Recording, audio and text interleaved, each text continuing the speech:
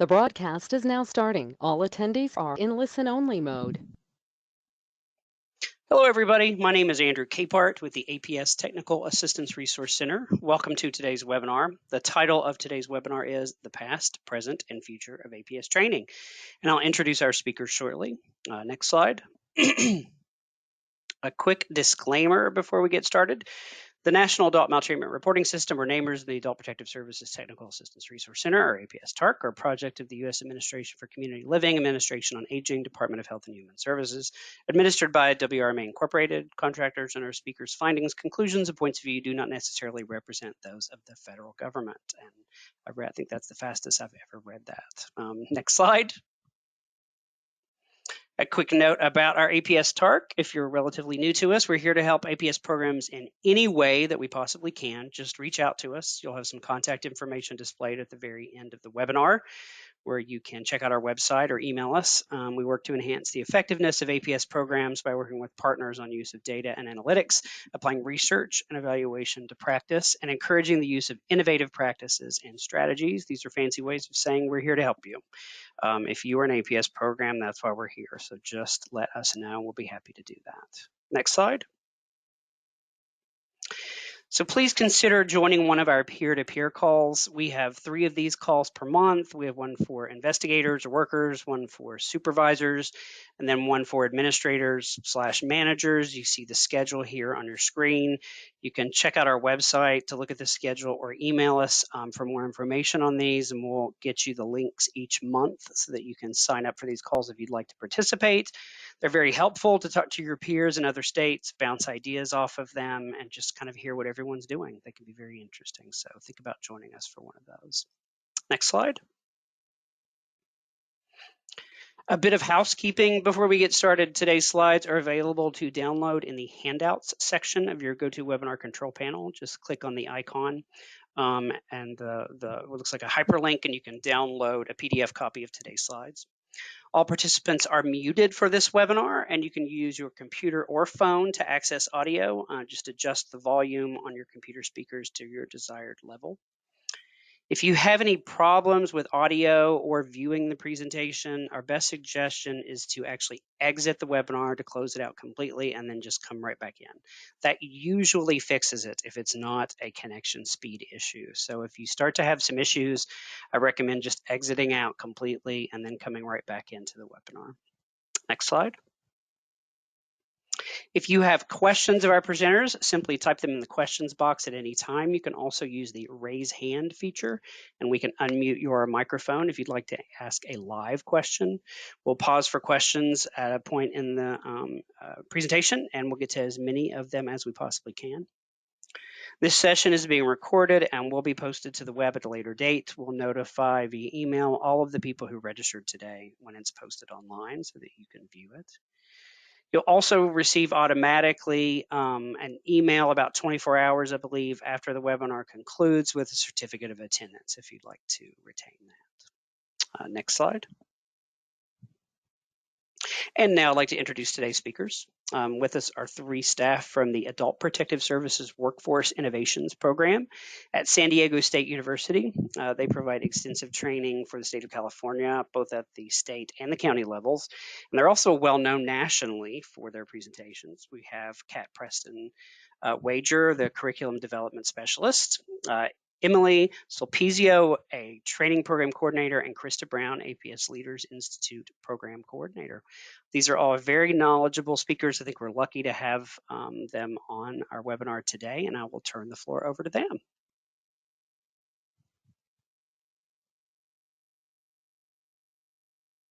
All right, great. Welcome, everyone. We're happy to be here. As Andy said, we're here to present and talk about the past, present, and future of APS training. Krista, let's go to the next slide. Thank you. So the unfortunate emergence of the global pandemic, as you all know, brought program and training opportunities as well as many challenges to APS. And with that came additional federal funding to meet critical needs. So through our time together, we hope that you all will come away with new training connections and resources to leverage in your state or jurisdiction with these new training funds that are available. So we're going to be discussing various training modalities and examples of how they've been used to deliver APS training both locally and statewide in California, as well as nationally. And we'll also discuss the benefits and challenges of virtual training and the considerations needed for all involved in virtual learning. And then we'll also share training ideas and resources that can be utilized to support APS professionals and programs. So we hope throughout this webinar, and we hope our time together can be an opportunity for everyone to share training ideas and resources together as a group. So we have designated time throughout our discussion for questions and opportunities for you all to share with us together as well. You can do so in the chat. And we may even have opportunities for folks to unmute perhaps if you'd like to share verbally as well. So let's go ahead to our next slide.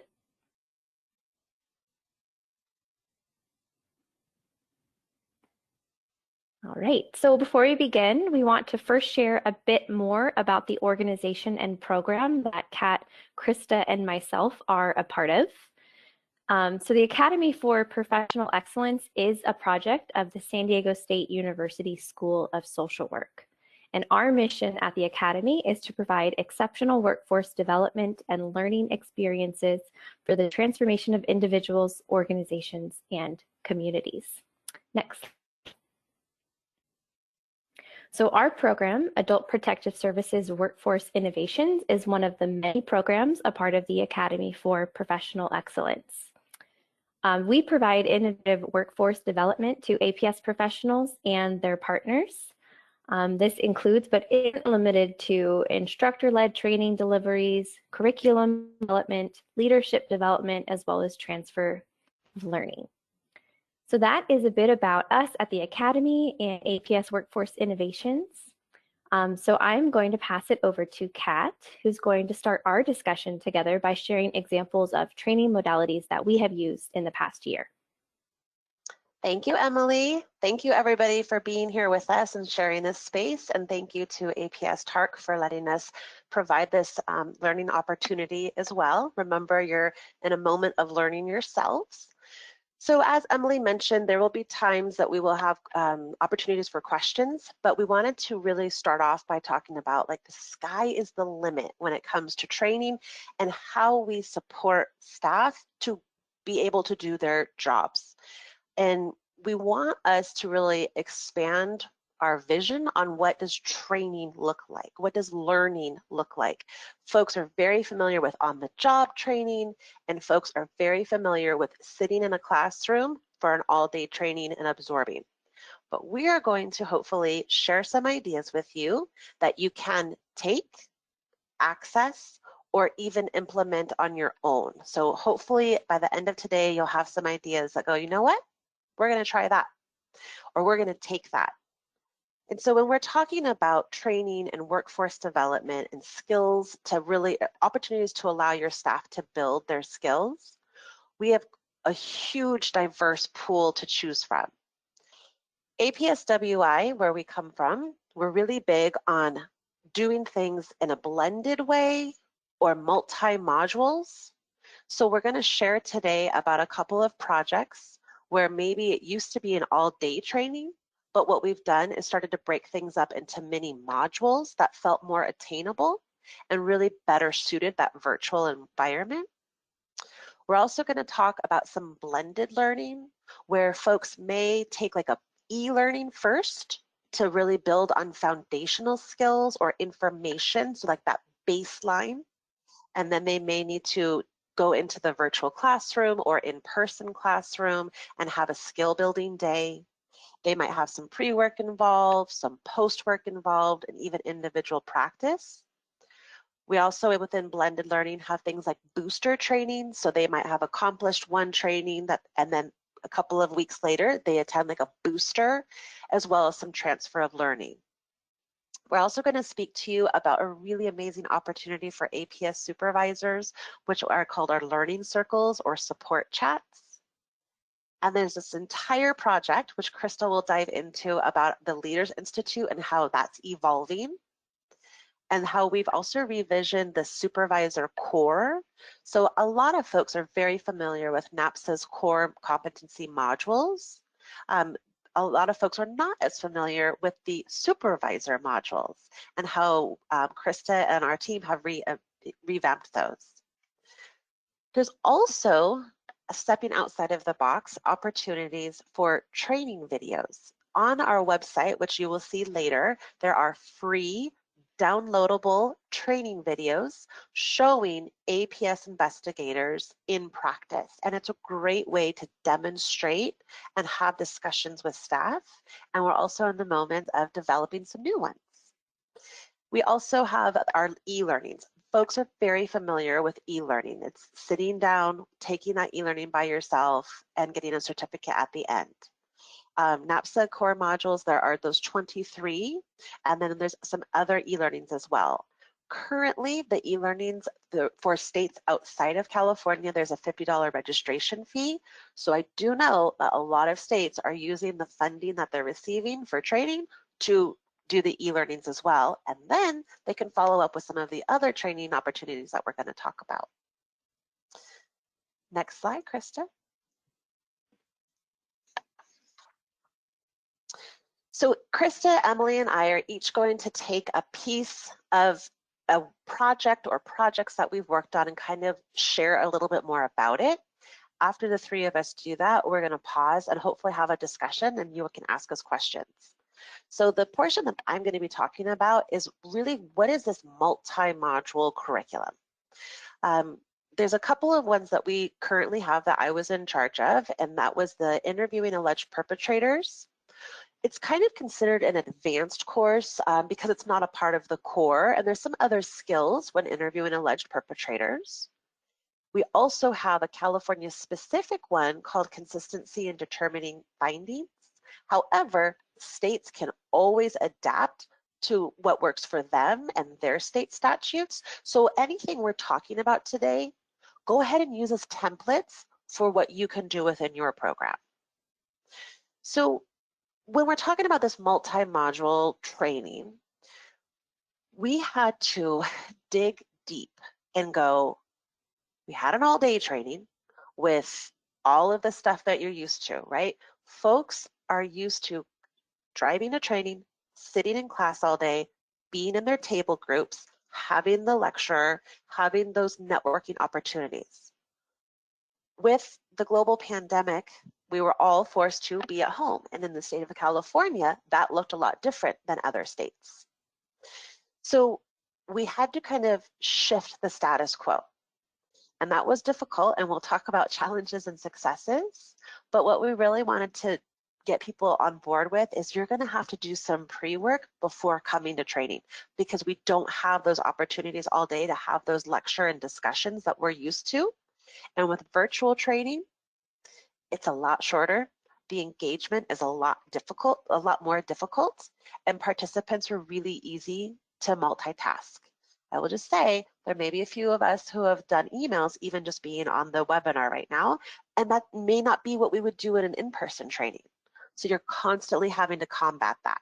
So with all of those things in mind, knowing that learners are just used to showing up, knowing that learners are used to having all of those big discussions in their table groups, and then knowing that learners can really easily multitask, we had to break these up a little bit. And what we did was we did some shorter sessions, different content, and really different levels of engagement, because how you engage somebody in the virtual world is a little different than how you engage them in the in-person world. So all of these modules, they create a series.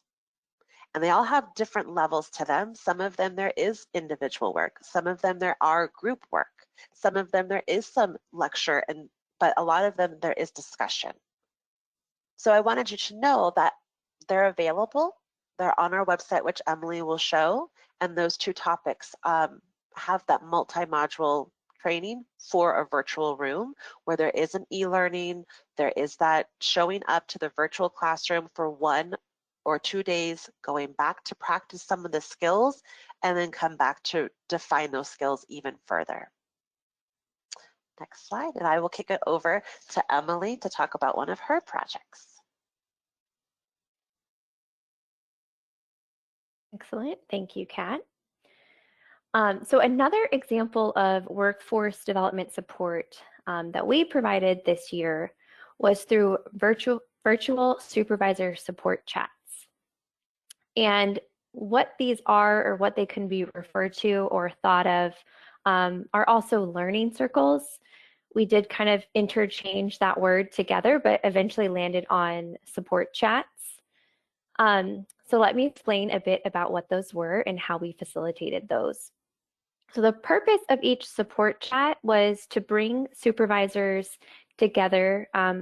We did it in Southern California. So we brought SUPs together from across counties in Southern California. And really the purpose was for them to connect and support each other, to discuss challenges, successes, and any best practices that they are experiencing currently in their role as supervisors. So the support chats were designed to allow supervisors to openly share in mutual support, to learn together and process together. And we found this to be really effective and heard from the SUPs that they appreciated this because often they're providing support and processing with their own staff, but often don't have that time or always don't have the same outlet for themselves. I want to talk a little bit about the structure and how we actually facilitated these sessions in case it's something that you may want to implement in your state or in your program. So we held 4 supervisor support chats this year, and each of them ranged in length, from about an hour and a half to 2 hours. The topics that we chose were based on needs expressed by the supervisors themselves that were interested in these support chats and wanted to be a part of them. And while we did not limit the attendance, we kind of left it open so folks could come and choose which sessions they wanted to be a part of and fit within their schedule or topic really pertained to them. So the number of folks that attended really varied from those 4 sessions, but we did find that the smaller groups tended to be the most effective and engaging for the supervisors that attended. So prior to each meeting, the supervisors were asked to share what challenges they've been experiencing or what questions they may have for their colleagues based on the topic at hand. So this really allowed for them to first think about some of the challenges that they have, where they might want support from their colleagues. So once those challenges and questions were then shared back, they were compiled and shared to the entire group that had RSVP'd for the supervisor support chat. So everybody knew what the questions the group had and where support was needed. And this really allowed for the supervisors attending to prepare ahead of time, get some resources that might be helpful for a colleague and share so they're prepared in the session together. And then with regards to the agenda and the structure of each session, we really kept a loose agenda. We did have a few preset questions and some discussion items ahead of time, but that really was just to fall back on if needed. We really allowed the conversation and the needs of the group to dictate the flow and conversation as needed because it really is their time together and really wanted it to be helpful for them. So this is just one example of supervisor support that we provided through these virtual support chats. So that's it for my example, but I will pass it now to Krista. All right. Hi, everybody. I've been the silent the silent slide driver. I'm really happy to be here with you today and talk to you about a couple things that I've been working on over probably the last couple of years or so. One is a potential model that you could implement in your state or jurisdiction for APS managers and adult service administrators. And then the other Kat spoke of really briefly is APS Supervisor core competencies. So I'll start with the Leaders Institute. So that is part of a 3-year ACL state enhancement grant that the California Department of Social Services received, and then partnered with APSWI, NAPSA, and UC Berkeley, the California Social Work Center. So our portion, the Leaders Institute, has what I like to say 3 legs of a stool. So we have training, we have evaluation, and then we have regional planning and statewide capacity building. And what I'm going to talk to you with you today briefly is the training portion. So the overall goal is really to build the capacity for APS managers and adult service administrators to drive program improvement. We were looking at best practices, research, policy, funding, advocacy, everything.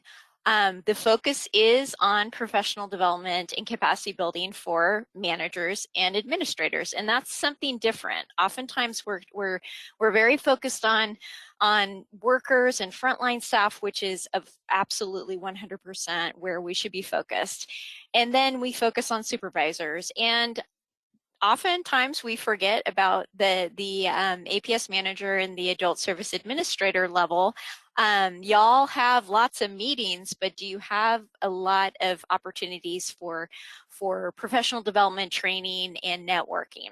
So so we're trying to go for a couple different things. So skill and knowledge development, and also networking and information sharing. It's when we started out, we were fully in person, and we were trucking all along. And on March 5th, we had our last in-person workshop, and we were like, bye, see you in April. And sure enough, we, as we all know, the global pandemic had different plans for us. And so we paused after March 5th, and we regrouped. And as of August 2020, we went a full pivot to virtual delivery. What that allowed us to do is look at our delivery, the way that we were delivering, and then re-look at what topics we were thinking we were going to address. So the pandemic, the additional fundings for attention and funding for APS nationally, a lot of stuff going on in California around legislation and budget. So we were able to, it was actually a blessing to be able to pause and regroup and then move forward. So we decided we weren't going to hold people online for 4 hours because that's torturous and not effective. So we decided we were going to do a 2-hour workshop plus 75 to 90 minute booster session about 2 weeks later. So presentation of material, sometimes some skill building, and then come back, ask questions, further skill building, information sharing. That formula turned out to work out really, really well. It increased access and equity across the state. For those who did not have the resources or the time to travel to an in-person meeting and then stay for an additional training, this really opened up it opened up to the entire state. California is huge.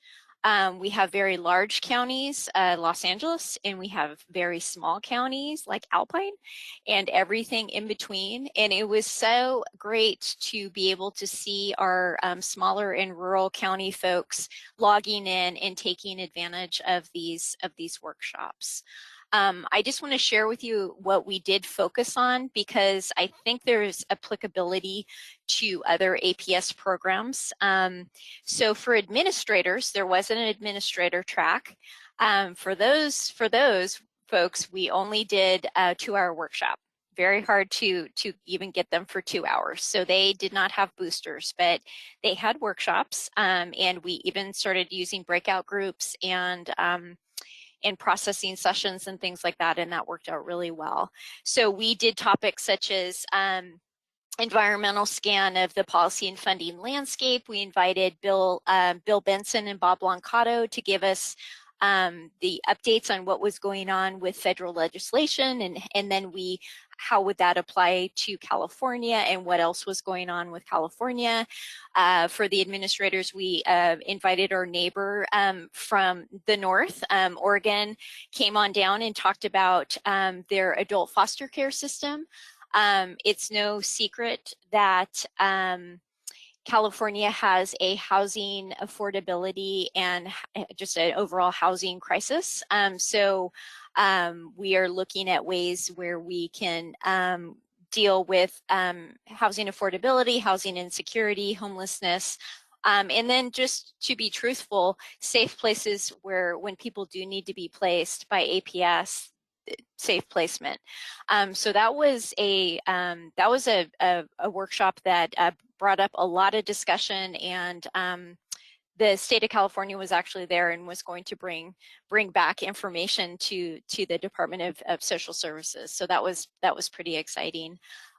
For managers, we focused on managing a mobile workforce. So everybody had to pivot on a dime. Everybody, most everybody was remote. Some people still went into the office and went out in other states, but California was pretty much like it was all remote, and folks were at a loss to how to supervise and manage their staff. So that was one of the very first ones we did. Fiscal understanding of funding streams. California has a very complex way of funding APS, and actually a lot of folks didn't understand it, so that was extremely helpful. And then understanding the legislative and budget process, which this year has been huge. It's complex, and folks really it really got a lot out of that, because APS, we just went through a very exciting legislative and budget cycle for aging and adult services and APS. So that was really topical. And then data.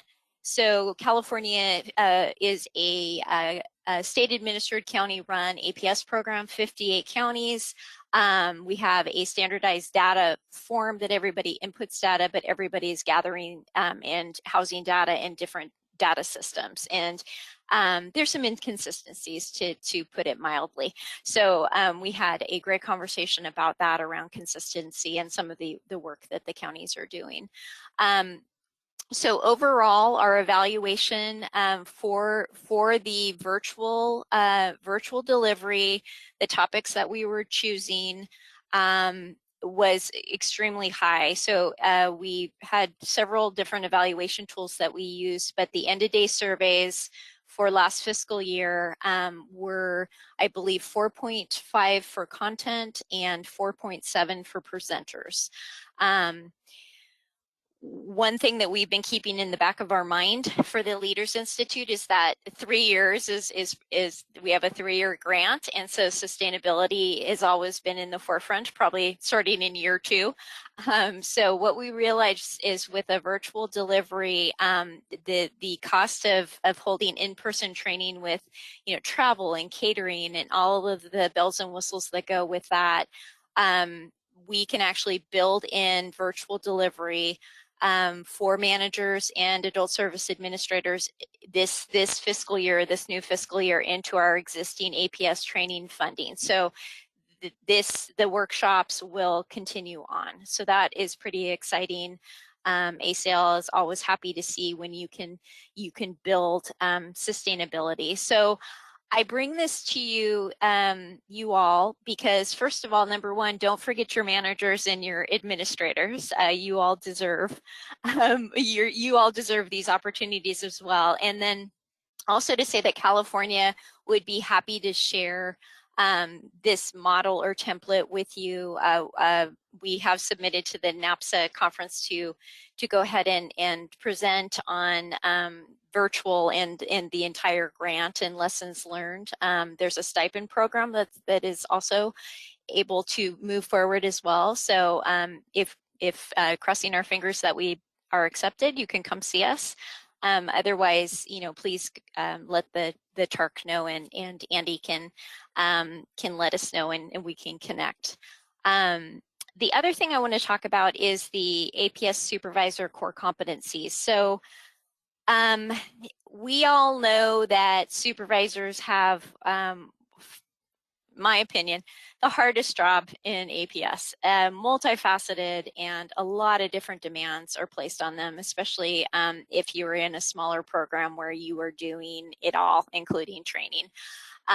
So back in 2010, 2011, and 2012, NAPSA in California, our intention was to create APS Supervisor core competencies after we got the worker ones completed.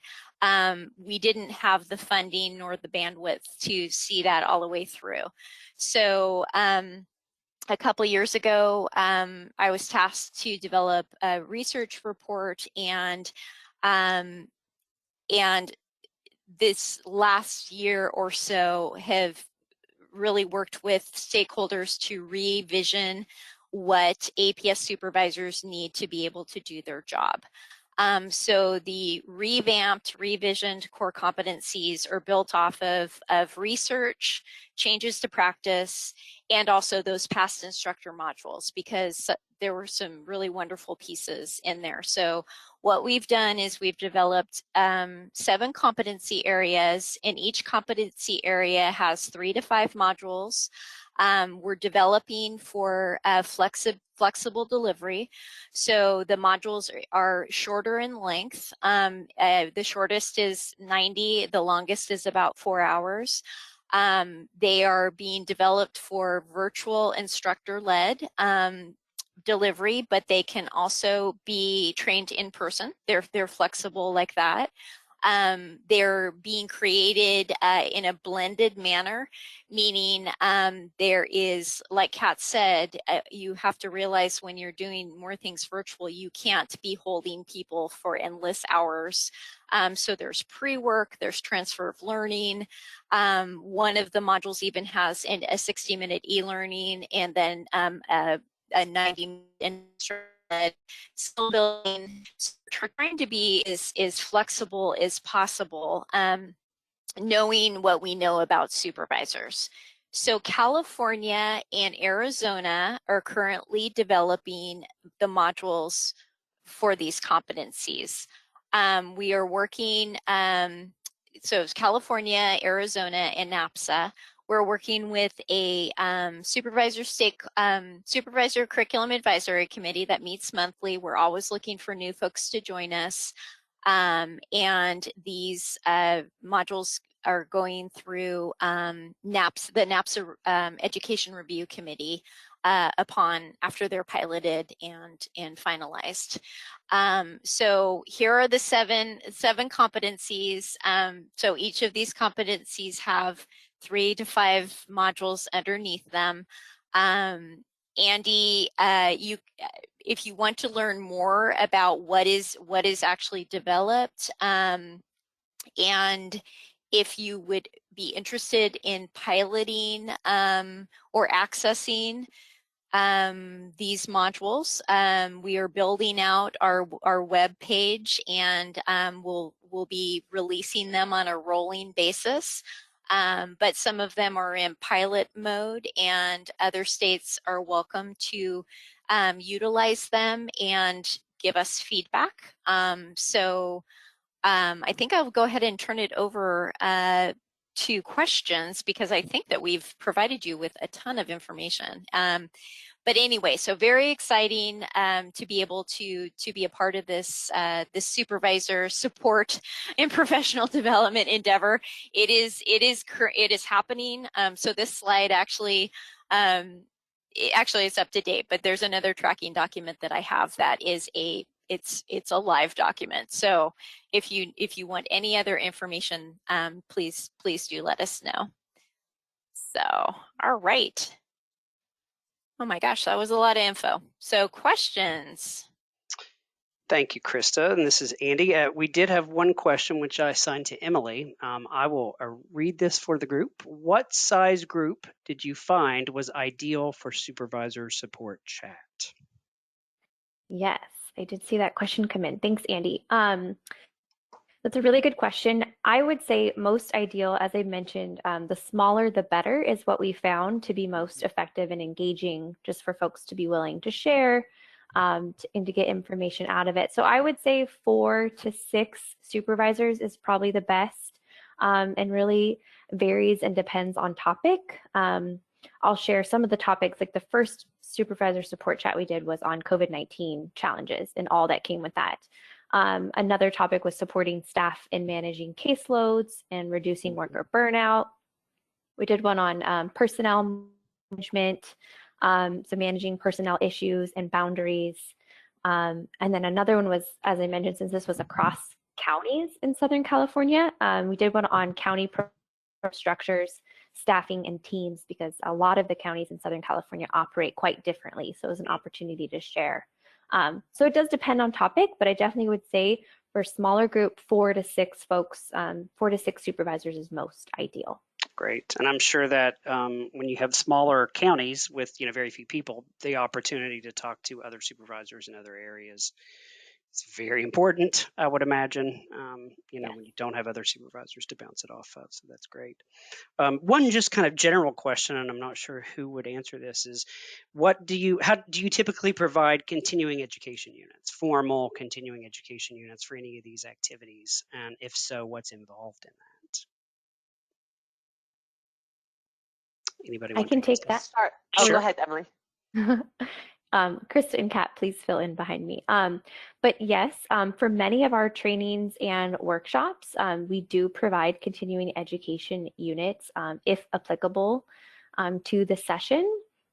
Not much is entailed in that on our participant end. It's really up to us to make sure that a course is suitable and is approved to be a CE. And generally what we do is we just ask if anyone would like to receive the CEs, and we make sure they get credit for that. There's also a survey that asks to verify, and we have all of our courses that are approved by the accrediting board in California. But Kat and Krista, feel free to add. No, I was just going to say, like a lot of our e-learnings our in-person or virtual trainings are as well. And as Emily mentioned, when we ask folks if they need or want CEs, there are some other things behind that where they have to be there they can't miss more than 15 minutes.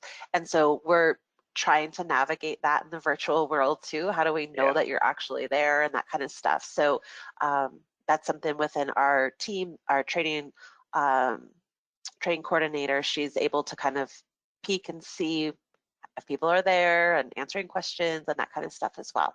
Yeah. And I'm sure that anybody who is considering offering training to their APS staff in their state, work with your state office that provides continuing education, your counselor and social work board or whatever it's called in your state. Right. Sure. Yeah. I was just going to add for things like the Leaders Institute and some of the supervisor core, it's not going to qualify for CEs just because of what the boards, there's criteria that the boards are looking for. Sure. But some of it will. And oftentimes when you're offering CEs, there needs to be some sort of quiz or end of day survey or something. So that's something to consider if you're thinking about kind of building a CE program for your training. Yeah. So, but if folks have any questions, the Academy has a very well-established CE program, and I had the opportunity to revamp a CE program for a national organization one time. So I'd be happy to share info. Sounds like very helpful experience. And one just observation while listening to all of you, having to pivot so quickly to a virtual environment when the pandemic hit. It sounds pretty impressive, everything that you did. So congratulations for pulling that off. Congratulations to all of us for pulling it off the things we had to pivot. I think that applies to everyone who's Yeah. audience and Everyone like this. How much grade or how much more grade do you all have? Right. I have a bit more. Yeah, exactly. All right. Well, that's all the questions we have right now. Just a reminder to our attendees, if you have questions, if they occur to you, you can type them in the question box at any time. You don't have to wait until we pause for questions, and I'll assign those to our speakers or put them out for the group of our speakers at any point. So I will let you continue on. Okay. So now that you've kind of seen what is out there, what are we currently working on, what's available, we also really want to be honest with you of how we got there, because this was not easy by any means. And I really appreciate, Andy, you saying that congratulations to all of us, every single person. We're here and we're still doing an incredible job. And this was a really intense 16 to 18 months, however you want to look at that. So we're going to share a little bit about how we got here. And again, please ask questions. We'll pause for questions if you have. And we love to hear your voices too if you want to take, ask to be taken off mute. But when you're thinking about, I need to do some training, I have this money, I need to support my, our staff, we want to give you some tips and lessons learned, and so that you have this a little bit, you're ahead of the game, because we were not. We had to learn this all a lot by trial and error. With anything we ever have done, before the pandemic or not, conversations with stakeholders is super, super important, and I know you know this. But we also had to go outside of our own stakeholder box, and I think that is something that can never be stressed enough, is don't just consider who you normally work with, maybe also ask who is not here that we should be working with, who else do we need to get opinion from. So our stakeholders who we started really talking to first was those who we serve immediately. And those were our Southern California counties. And we said, okay, we have this plan. What do you need though? What are you dealing with? How can we change? And so a lot of those ideas that you heard from us about the multi-module, the supervisor support chats, training videos, those came because there was a need for them. And so talk to your stakeholders. We also have what's called we work with the NAPSA Education Committee. So we go outside of our own Southern California world and we hear nationally, things are very similar. There's a lot of differences, but within training, people have kind of the same needs. So we worked really closely with NAPSA Ed. We have our curriculum advisory committee that works on core and advanced. And then as Krista mentioned, there's a supervisor curriculum advisory committee as well. So all of these people are giving input, saying, yes, no, I like that, can we expand? And then the Leaders Institute, the project that Krista was speaking about, they also have an advisory group. So again, providing input. And then within California this past year, there was a training convening and then development of a blueprint to look at how can a California training system work, what is needed. Because as Krista mentioned, we run as a county-based program.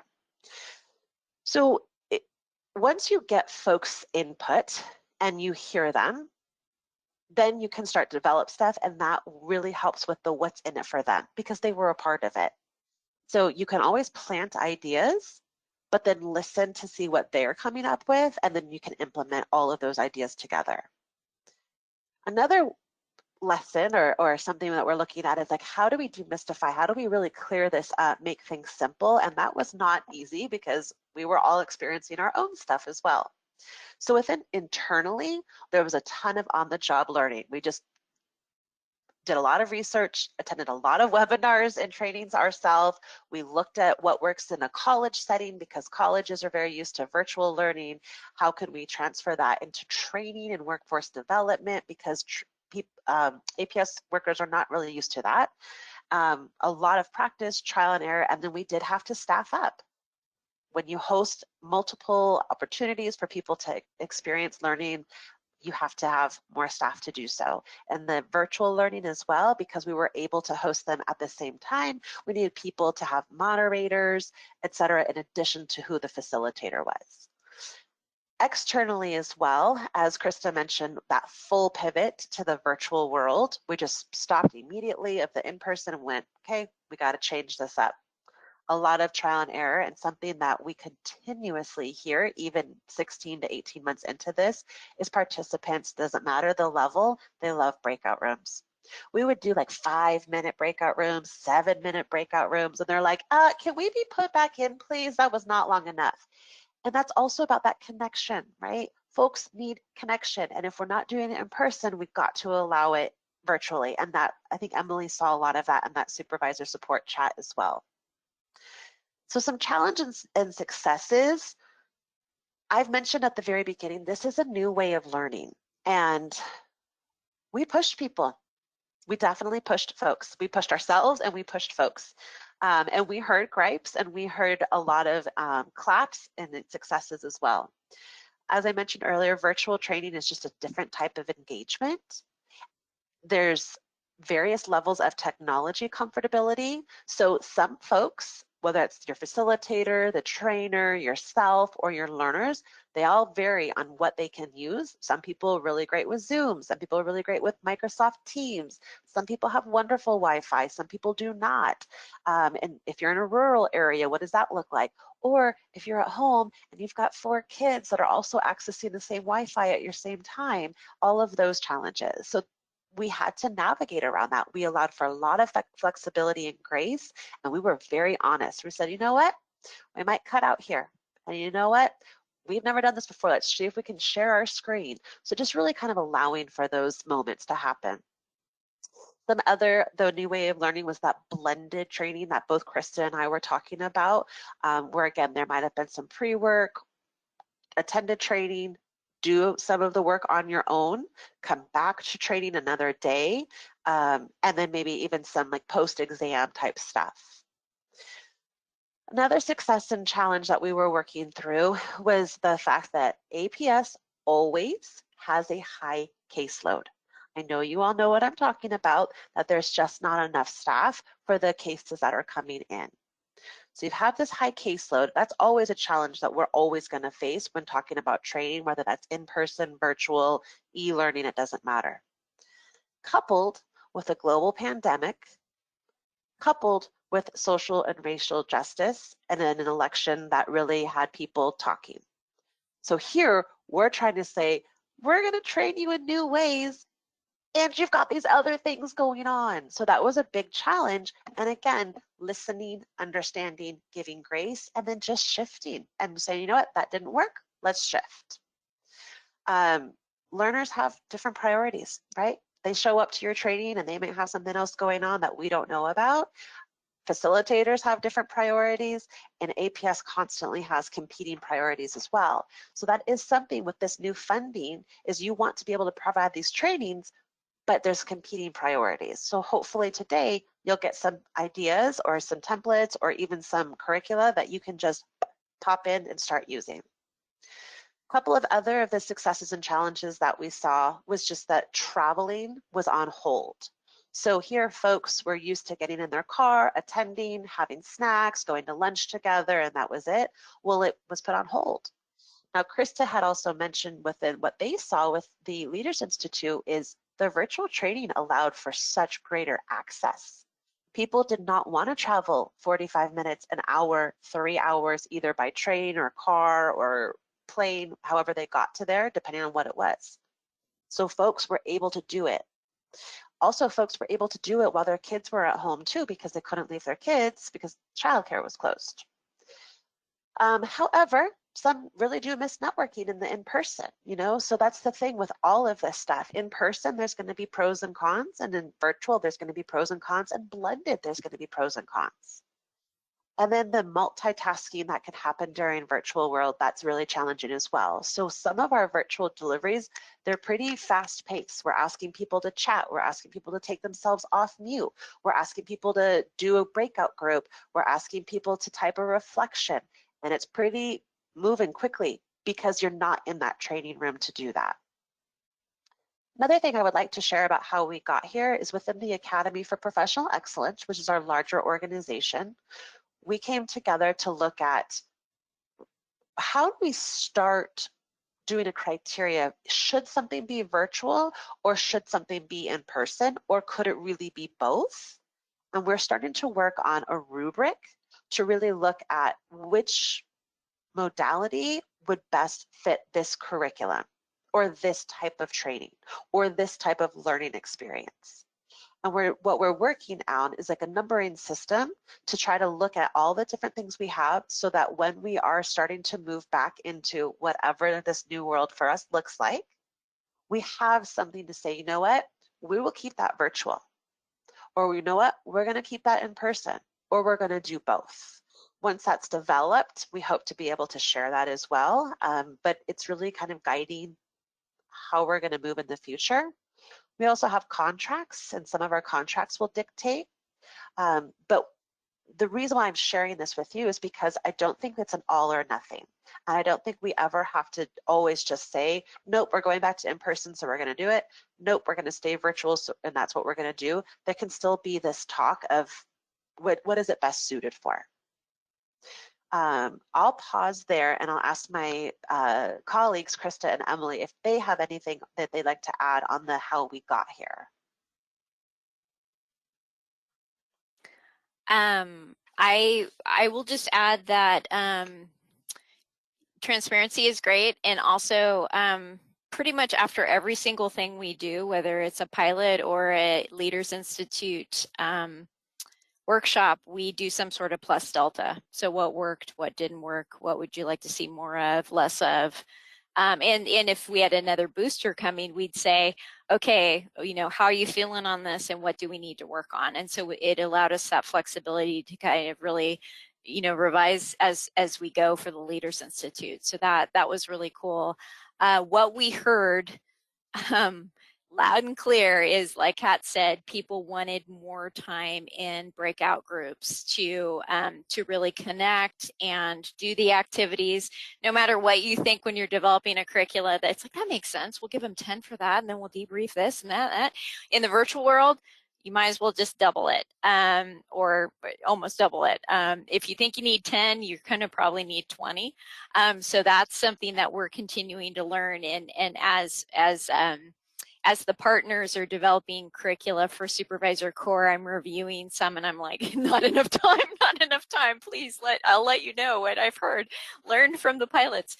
So just wanted to let you know as well as being virtual definitely works, but it takes time to get in those rooms and get organized, and maybe somebody is like having trouble popping in depending on what your platform is. So I just wanted to add that.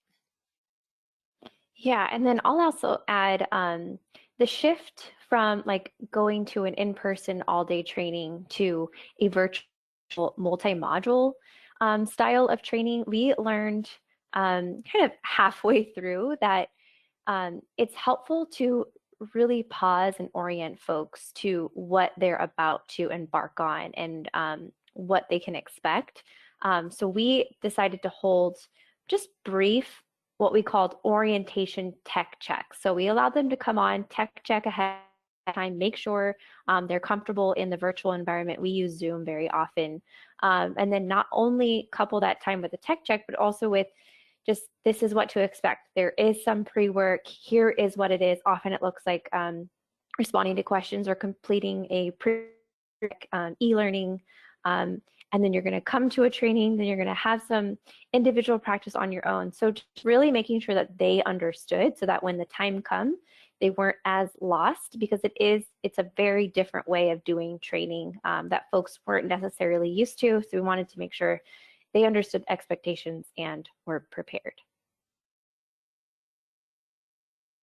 Yes, and materials are very important. Thank you, Emily. That just reminded me that we had to step up our game for participant materials as well. So, And we have time here. If there's any questions about how we got here, some of our challenges or successes, we would love to be able to take some.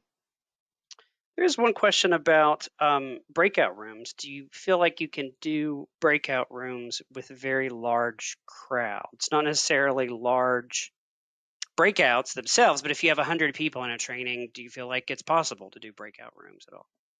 Absolutely. It is. We do it a lot within our own staff because we have a little over 100 staff. It depends on the platform you're using though too. So I am not familiar with Microsoft Teams, GoToWebinar. I am very comfortable with Zoom, and it's super easy within Zoom to assign. It can assign people. You can just do an automatic having Zoom do it, Okay. or you could go in and do it yourself too. But you could say, I want 50 groups, or I want 3 groups, and I want this amount of people, and Zoom will go ahead and do that for you. Yeah, I would say if you can do breakout rooms, do that. And they're good for, role playing too. A lot of it. So in a typical training, you might have like a role play, put it in a breakout group and have an observer and 2 people doing the role play, and then have them switch roles and that kind of stuff too. Then come back to the larger group and debrief. Gotcha. One other question, you mentioned you were developing criteria for what's going to be in person versus virtual. Is there anything you can share about what you've come up with about what you think can be virtual and what you think can be in person thus far? Yeah, that's a great question, and you're challenging my brain this morning or this afternoon for that as well. A lot of this stuff is really the deal breakers, I would say, is there kind of movement. Does this training or opportunity, learning experience need movement? If there's like a lot of roles where you have to stand up, go retrieve something, or put a puzzle together, or something like that, that would do a low score for virtual and a high score for in-person. Networking and cohort groups are looking pretty difficult to do in the virtual world. So what I mean by that is there might be a series, 5 trainings for a type of cohort, and part of that transfer of learning, part of the aha moments are within networking groups. So when you go to lunch, or when you take a break and you go grab a coffee together and you're like, hey, Andy Capehart was, he really said an awesome point. Did you get that too? That's really difficult to do in the virtual world. Right. So that would maybe get a lower score. Yeah, sure. Great. Okay, I think that's all we have for questions right now. Thank you. Alrighty, so possibilities for your program. Hopefully all along the way we've been talking about possibilities for your programs, but just some more concrete things for you. So first of all, this is a great possibility for all of us and all of our programs, is that I'm sure many of you know that ACL put out an RFP for a national APS training center. And I think we're going to learn probably fairly soon who will be in charge of that and running it. And that will be a place where it'll be one place where we can find all the great materials and all the great resources that are out there in one spot. So you don't have to be on this webinar or that committee or some of the ways that we telephone. The TARC is awesome about bringing this all together. Thank goodness. Before the TARC, it was really hard. NAPSA is awesome. It's hard to just bring it all together. And because APS is also very multidisciplinary, there are trainings that are applicable to APS that aren't in necessarily the APS sphere, but they'd be great to have on your radar. So yay, can't wait to hear how that's going to go and what that's going to look like, and hopefully we can all work together to make that a great tool. Emily's going to walk through the APSWI website. That's the stuff that you want to leverage today. I know you all have monies and you have plans for more money and you need to act quickly. We'll show you where the e-learnings are, so you could use an e-learning and then use a transfer of learning guide to do in instructor-led skill practice, either in a team meeting, one-on-one, or an actual virtually or in the training room if you're back together. There's full curricula, instructor-led, both in person and virtual. You can contract with a trainer or a consultant We heard through NAPSA Education Committee the other day that a lot of states are using funding to train the trainer. So they're hiring a trainer and then they're having their staff development, their SUPs, their trainers all come in and just get trained up on things. There are the videos, which can be used as training or enforcing training. And then, of course, there's transfer of learning tools in a field guide. So we'll show you where all of that lives.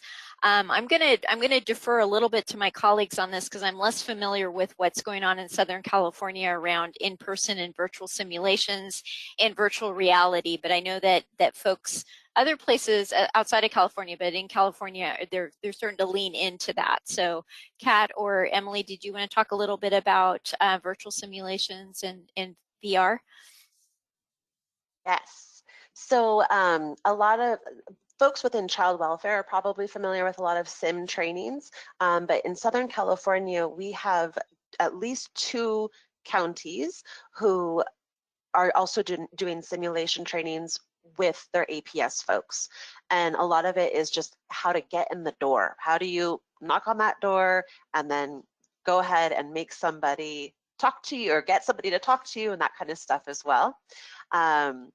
So what some folks are doing is they're partnering with their county representatives like probation or coroner's office who have rooms, and then a trainer usually or staff development officer will develop the learning objectives for that simulation. They have actors, oftentimes they're former APS workers who might be retired or other folks who just like to be a part of training and stuff like that. And then their staff are doing simulations. So it's really about, it's taking the role play and putting it, giving it a little shot of espresso and making it really go, where folks are able to really practice. So that is a fabulous opportunity. I know a lot of our counties are happy to share their curricula around those simulations, but if you have rooms available within your own organizations, very, very helpful. And you're looking for, did they notice the gun behind the door when they walked in? And did they notice the wine bottles? And how did they talk to them about substance use and certain things like that? So I'm always like, heck yes, this looks fun. So I know I'm a weirdo like that. And then there's also some virtual reality that is very specific to adult protective services or health and in-home supportive services, where there's a couple of organizations out there that have virtual reality equipment, and there's different tracks or different lessons. The equipment is quite expensive. So again, when there's a lot of money involved and you want to have different training ways, this is a way to do it. Where folks are doing it, especially for their new staff, how to get them oriented of what you are going to be seeing in the field. This is what it may look like and feel like when you put the goggles on. You experience what something looks like or feels like. You experience maybe some of that early onset of neurocognitive disorders because people are repeating themselves in certain things like that. So the virtual reality is also an opportunity for folks to get different types of training. That's not that typical classroom training. Thanks. Right, thank you. So at this point, I think we're going to go ahead and please continue to send in your questions, but we're going to go ahead and go. I'm going to move us to, all right, here we go. I'm going to move us to the website. So here we go. Let me do this. So Krista's taking us to the Adult Protective Services Workforce Innovations website. Yeah. Our program site. And that working? Bear with me.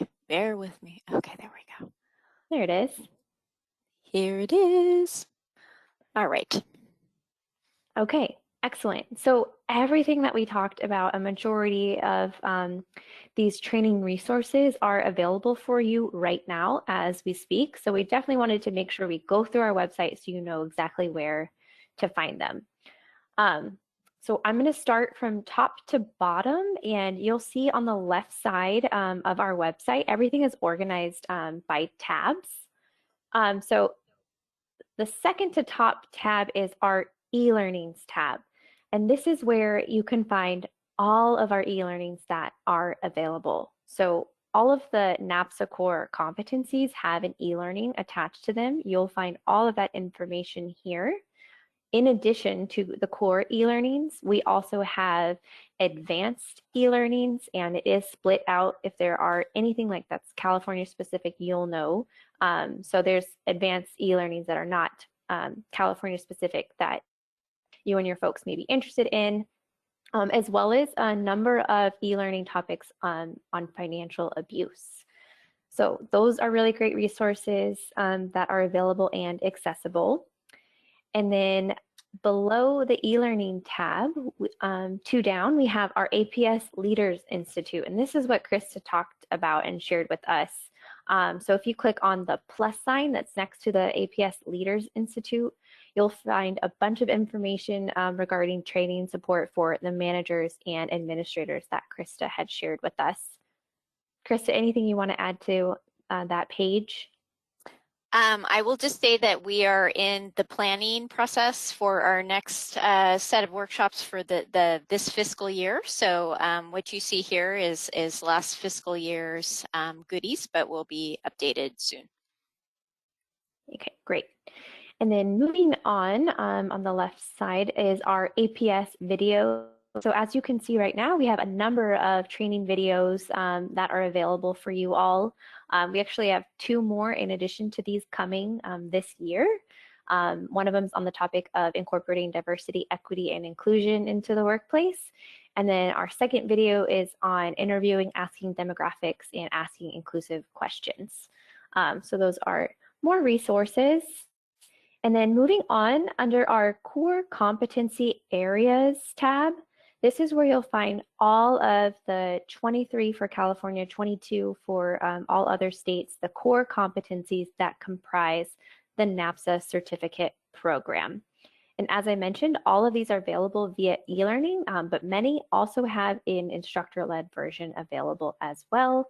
If you have a trainer or you are a trainer yourself and would like to train these in person, if we have the opportunity to do that, depending on COVID. Okay, next we'll move on to our advanced training tab. This is where you'll find curriculum and information on those virtual instructor-led multi-module courses that Kat shared. So we have the California Consistency in Findings, which yes, is for California specific, but you can look at that curriculum and see how it was developed with the modules. There's also a very similar version regarding to format with interviewing alleged perpetrators. So if you want information on how we design like the pre-work, the actual modules, individual practice, that curriculum is available, trainer manual, participant manual, and additional materials. Next, we have our supervisor training.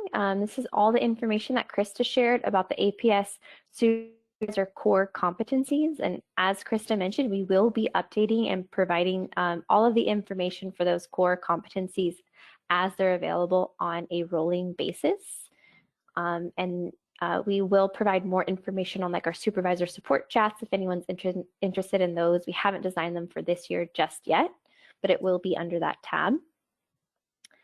And then 2 more tabs that I want to point out. The next one is the transfer of learning tools that are available.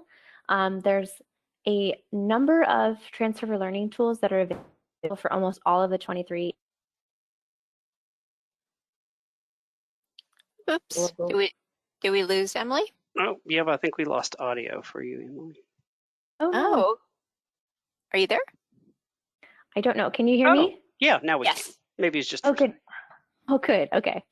So as I was mentioning, the transfer of learning tools, there's a number available for the 23 NAPSA core competencies, but there's also a good amount available for the advanced trainings as well.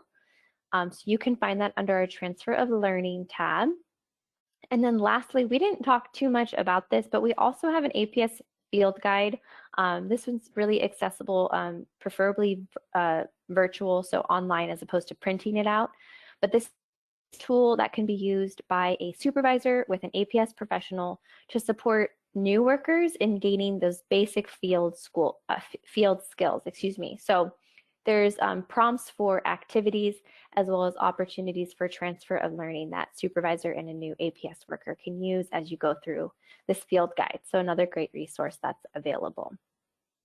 And I just wanted to add there that Krista mentioned about NAPSA conference. If folks are sending staff or if you're attending the NAPSA conference yourself, there's a couple of workshops that we're waiting to hear on if we get selected for the consistency and findings. So again, it's a California specific curriculum, but the workshop proposal is how you can take our framework and develop something similar for consistency and findings within your program, as well as a transfer of learning one is workshop where we're going to hopefully walk somebody through how to use transfer of learning. So if you are sending staff to that conference, just be on the lookout if those get accepted, that those might be really great workshops for folks to attend so that they can learn how to do some of this stuff themselves and have that sustainability within your own program.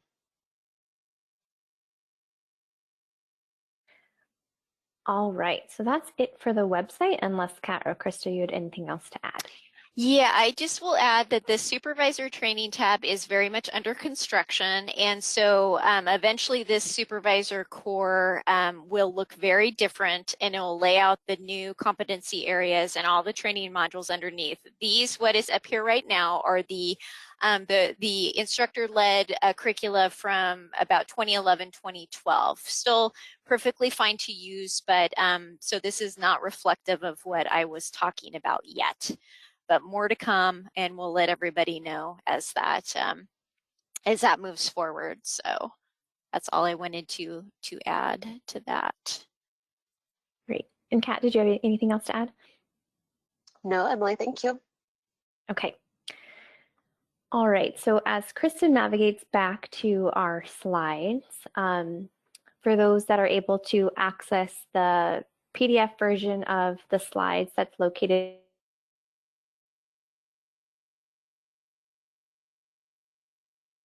Oh, I think we may have lost Emily. Did we lose Emily? Okay, well, I will take over since I created this slide. So we also wanted to just make sure that you know about some really good resources that are out there that really enforce some of the what we have talked about today. So obviously there is the link to the Academy's website, APS Workforce Innovations. I also want to point out for some of you who are going new into the virtual world or e-learning, you know, synchronous, asynchronous, all the different platforms. The NAPSA Education Committee last July did a really good, we pulled all of our committee members together from different states, and we did a from in-person to virtual deliveries, successes, challenges, and considerations, which is still a really, really great resource. So if you go to the NAPSA webinar webpage and scroll down, you'll see the recording. There's a couple really good handouts. So I would encourage you to look at that. And then, of course, our very own APS TARC did a great education and training toolkit that that actually Kat worked on a lot, and I contributed to a bit, and NAPSA and everybody came together. So hopefully that'll be a good resource for you as well. Anything else, Kat, do you want to add? Nope. Nope, thank you. All right. Well, Andy, any other questions before we let folks have their time back? Well, just one really, but this is a reminder where if you do have questions, go ahead and type them in the questions box, and I'll get to them in a moment. And this is more theoretical or your opinion, and this could go for either of you. Why do you think there's a lack of supervisor training? What do you attribute that to? Is it an obvious answer that it's a smaller workforce than workers, or is there more to it than that? Well, this is based on my opinion and also just the research as well. Yes, I do think it's a bit of a smaller workforce, but I think historically APS programs have been underfunded and training has been even more underfunded. And so therefore we have prioritized frontline workers as the ones to really make sure that we get trained up. And supervisors, because of their role in being super busy, and we've kind of left them behind. So it's not intentional. It's just the way that everything has been funded. But the good news is, number one, training is on everybody's radar. Training for APS folks is on everybody's radar. It's not just the weird training nerds anymore that are excited about this, and that's awesome. Number two is, in the last couple of years, people have come together and realized that supervisors need that support, that need that training. So ACL has some language and recommendations around it. The TARC is definitely put out some resources and tools around that. And then certainly those of us who have been working in California and then also on the national level, we wanted to do this back after we got a handle on worker core, and now is the time. Now there's the bandwidth and there is the funding, and so that's my take on it. I invite anybody else to share their opinion as well. Well, I will say, as a former APS supervisor for several years, I think you're spot on with that. So that's my. I also think it has to. There's a piece about the ongoingness of training. So folks all can agree that people need to be taught skills up front and know how to do your job, and then you go in the field and then you get skilled by experience. And I think that lends itself to supervisors too, is that most supervisors come from some type of line work. They may not be all APS, but some were APS investigators, so they have the initial training. Sure. And they have the experience. And that's true for supervisors, and it's true for line staff and administrators and managers as well, is we forget about the need for ongoing training. So whether that's advanced or enrichment, I think supervisors fall in that category. Is, well, you were trained earlier and you have all this experience. We'll give you some handbooks and meetings, and that'll be what we can do.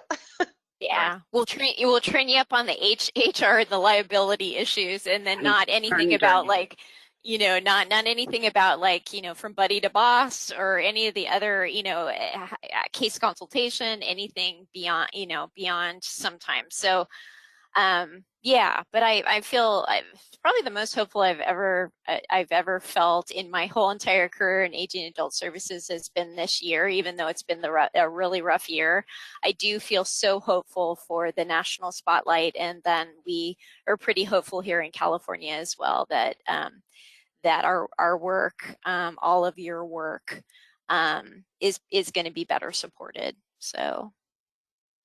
And I think maybe ending on that very hopeful note is a perfect thing to do. I agree with that very hopeful note. So I just want to say, and Chris, if you go to the very last slide for me, there should be some APS TARC contact information somewhere. Hold on 1 minute. I lost my little. Take your time.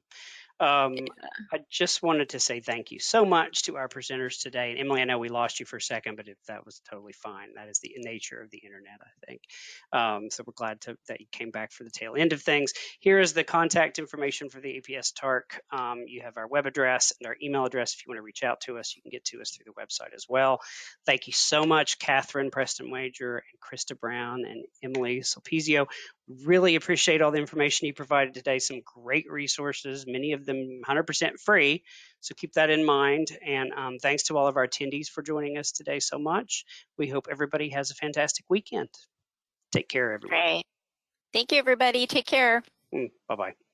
Bye. Bye.